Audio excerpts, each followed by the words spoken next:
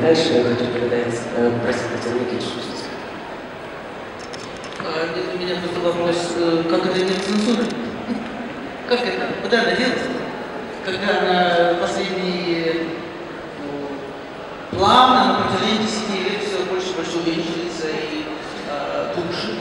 Ну вот я сижу себе здесь в качестве живого примера, я просидела ровно 12 лет в телевидении и видала, что происходит с цензурой, каким образом вымываются проблемы и конфликты, о которых мы пришли сегодня поговорить, из нашей передачи, из текстов нашей передачи.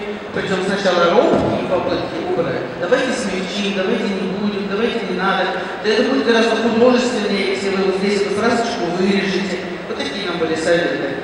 А потом давление пошло со всех сторон. Оно идет. Есть разные виды цензуры. Например, вплоть до того, что вывести тебя в эфир в 2 часа ночи, когда рейтинга быть не может, а потом сказать, вот у вас нет рейтингов. Придется вас убрать, мы здесь будем песни, пляски, извините, мудерные пляски. Это слово можно, кстати. Вот опять цензура, обсценная лексика, которая нам запрещено даже в интернете употреблять. Извините, это русский язык, и русский народ, и русский мир, о котором мы так любим поговорить по делу и в суе. Наверное, уж ему лучше знать, какие слова он использует для обозначения самых разных явлений жизни, а не просто репродуктивных органов. Нет, от погоды до мнения о государстве. Вот 3 главных слова, 4, нам запретили, а произнесенные мной сейчас забыли. Я вижу в этом некоторую бескультуру запрещателей. Но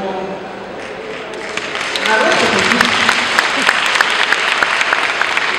В меньшей степени общественно-политическое телевидение считаю культурой, но если я крайне чтобы за это ответить, мне кажется, что это телевидение это больше уже выработанный некий кодекс, что можно, что нельзя, и в формате телевидения мне уже не так волнует цензура с учетом наличия интернета, социальных сетей и многого другого. Мне кажется, все-таки культура, понимаете, которую мы здесь обсуждаем на форуме, она больше, чем телевидение. Телевидение для меня это массовый продукт. Безусловно, это массовый продукт. Вот, например, буквально один пример. Одна из последних передач, которые мы сняли в этом году, прежде чем нас закрыть. Там мы говорили с одной дамой из Питера о блокаде и о музее блокады, который был в свое время создан, а потом уничтожен. Уничтожен так, чтобы он уже. А ведь блокада для Питера, это питерский, это, если посмотреть на 20 век, это одна из 2 систем культурообразующих явлений. Вот одно страшное разрушение, это революция 17 года и вокруг все то, что было, произошло с Питером в связи с переменой режима. И второе, это блокада и то, как это наш древний город выполз, полумертвый, но выполз из этого кошмара. И вот нам все про блокаду просто вырезали, сказали, про блокаду на телевидении сказали, не надо, канал же не надо. Это как? Это вот что? Это не цензура? А я вам скажу, почему они вырезали? Они испугались того, что для станции «Дождь» был задан неловко очень. Согласен, но цензура – это когда тебе из кабинета звонят и говорят, что это нельзя. Здесь никто не звонит, вот в чем дело. Поверьте мне, вот Борис Михайлов, он фактически руководитель нашего учреждения культуры, если я все это про свою кафедру. Но когда-то кому-то я звонил и говорил, выгнал пусть радио из Волга-центра. Я официально это сделал, максимально публично, аргументируя свою позицию в документе. То есть это фактически был приказ. Но это же, остальное вот это хорошо вы рассказываете. Это такая вот внутренняя телевизионная кухня. Кто-то испугался, кто-то перестраховался. Но вот такого звонка страшного, что в кабинете наступила мертвая тишина. Да, такого звонила. А цензура это то, когда вот Фурцева это цензура, когда закрывается спектакль, когда там вся группа современников Швецию застроили, а там это все такой ход. Я этого делать не буду. Цензура это называется наша популярная программа под названием «Придумал». Цензура это когда и наша популярная программа, интересные для зрителей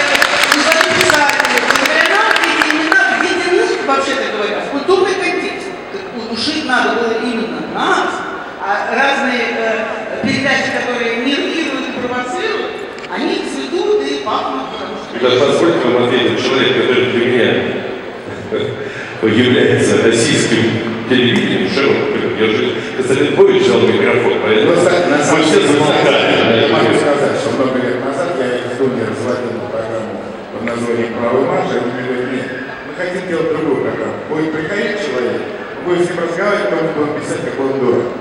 Я сказал, Тань, эту программу очень интересная, будет 5 выпусков этой программы, они снятые заранее.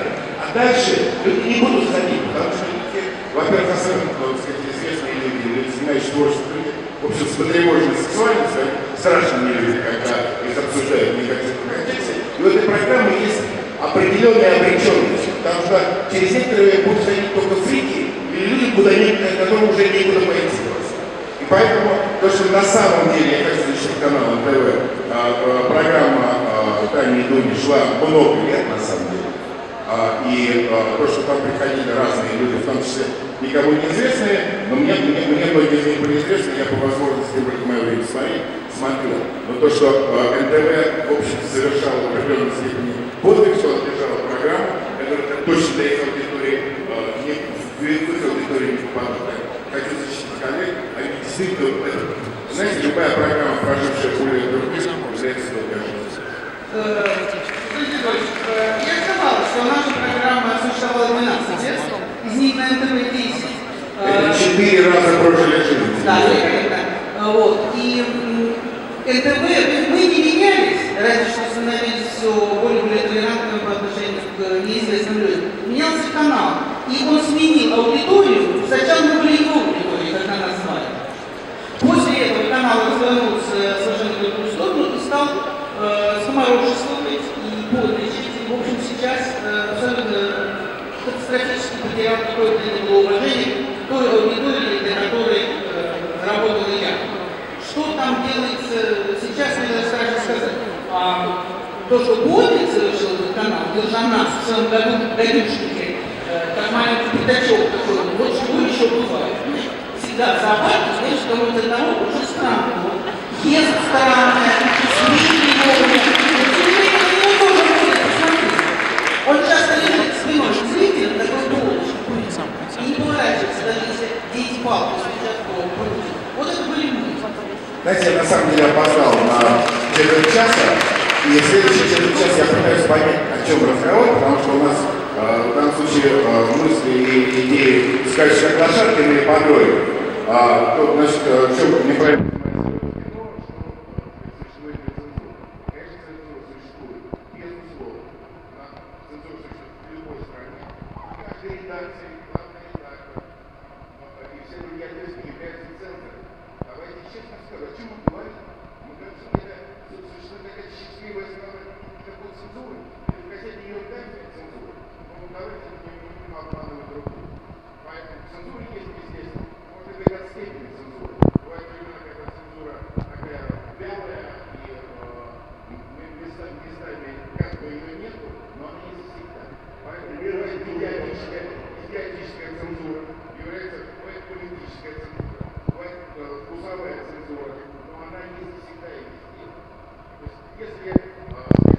Цензурируют аморальные люди и дураки, результат печальный. Спасибо, что вы поддержали меня в том, что цензура действительно есть, потому что сейчас есть такой вид Это цензуры. объективный факт, причем нету ни одной страны в мире, где цензуры нет. Вкусовая цензура называется редактурой, а так что? Есть еще внутренняя цензура. Не представлю, как Это не за меня. Я расскажу. Когда я снял картину «Себе Сицилионик» и заканчивал монтаж, в Париж я пригласил Кевина Костнера посмотреть материал, чтобы он мне сказал, что понятно будет, непонятно. Она еще не совсем была готова картина. Пришел Кевин Костнер, посмотрел картину, смеялся, плакал, помнил меня. На другой день через 2 дня прислал мне список своих соображений по поводу того, что надо было бы сделать. Когда я прочел это, я понял, что главный редактор Мосфильма – это Микки Маус, это милый поросеночек Ниф-Ниф, Наф-Наф и Нуф-Нуф. Например, В картине видно, что американский сержант не знает, кто такой Моцарт. Надо бы, чтобы он знал, кто такой Моцарт. Как мы понимаем, Джейн, героиня, раньше была проституткой. Не нужно, чтобы она была американкой по происхождению. Пусть будет англичанкой и так далее. И это написал не Цезарь, замечательный артист, режиссер, художник, свободный художник из свободной страны. Написал мне точно, что надо сделать, чтобы картина прошла в Америку. Если нам смотришь, мы обсуждаем, так, вот, как бы, не говоря, что если цензура Соединенных Штатов Америки, я могу сказать, мы делали 5 или 7 назад какую-то документацию серийную с BBC, которая называлась Space Race. Профессионального независимого компании. И это история космического соревнования Советского Союза и Соединенных Штатов. 25% бюджета BBC, 25% Первый канал, 50% бюджета дал Discovery. Discovery участвовал в творчестве. Знали про то, что при соревновании Советского Союза и Америки, они знали, что мы вышли в космос,